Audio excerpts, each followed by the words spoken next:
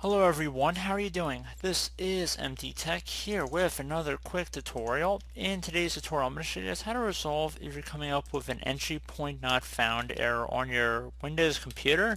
So this can definitely be a frustrating issue, and in today's tutorial, I'm going to show you guys how to hopefully resolve it without too much of a hassle. So first things first, you want to open up a web browser. Doesn't matter which one, but I'm going to open up Google Chrome for this tutorial. And I'm going to have a link in the description of the video to a Microsoft domain. I want you guys to copy it from my description. And then go up to the top URL bar and paste it in.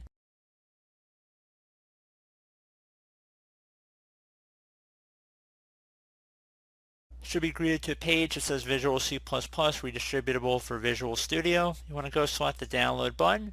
Please note if you're running a 64-bit version of Windows, you want to select the first download, the 64-bit one. Otherwise, if you're running a 32-bit download, otherwise you're running a 32-bit system, you want to select the x86 version and then select next.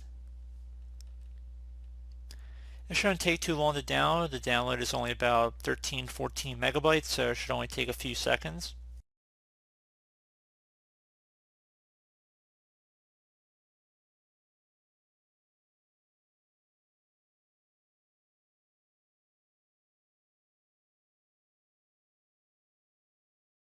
And once that is done downloading, you just want to open it up. So depending on what web browser you're using, it might look a little bit different, but you just want to click on it one time.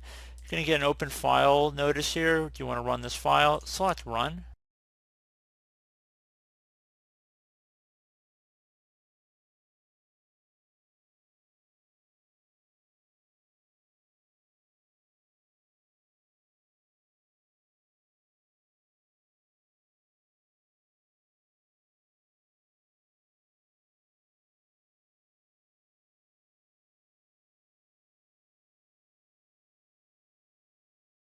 You want to select run.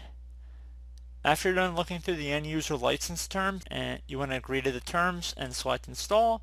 If you receive a user account control prompt, make sure verify publisher says Microsoft Corporation and then left click on yes.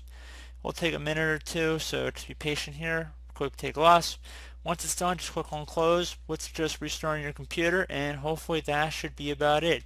So I do hope this brief tutorial was able to help you guys out, and as always, thank you for watching, and I do look forward to catching you all in the next tutorial. Goodbye.